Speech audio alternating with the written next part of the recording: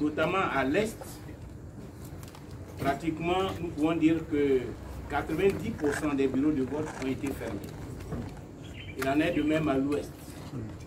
Seuls quelques quartiers, ceux qu'on appelle habituellement les Djabougou, ont pu ouvrir des bureaux où quelques Ivoiriens se sont acquittés de cette activité. Donc, dans l'ensemble, nous pouvons dire que le mot d'ordre des désobéissances civiles a été suivi dans leur grande majorité par nos compatriotes. Ils n'ont pas été au vote. Malheureusement, nous déplorons encore une fois des morts là où il y a eu des affrontements. Une douzaine de morts à l'heure actuelle, dont 4 dans le Gord et 2 dans la sous-préfecture de Niablé, plus à Zadier et d'autres localités. Au total, nous déplorons à l'heure actuelle une douzaine de morts.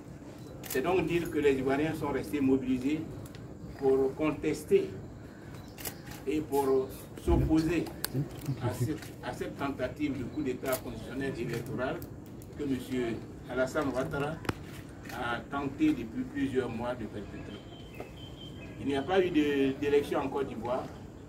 Ce à quoi nous avons assisté n'est pas digne de notre pays, parce que ce n'est pas de cette façon qu'on organise une consultation aussi importante que l'élection présidentielle, qui doit permettre au peuple de se donner un président de la République qui constitue dans toutes les démocraties le socle de la République, le garant des institutions.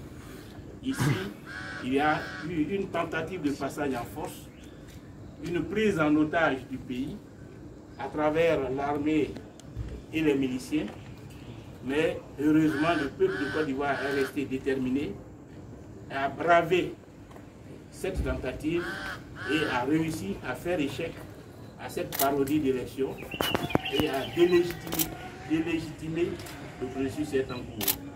Voilà pour l'instant ce que nous pouvons vous dire en attendant 19h et peut-être une autre rencontre de cette nature pour vous donner les résultats définitifs de ce que M.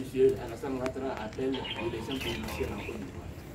Voilà donc, chers amis, ce que je voudrais vous dire à cet instant précis. Encore une fois, merci de votre présence. Nous n'avons pas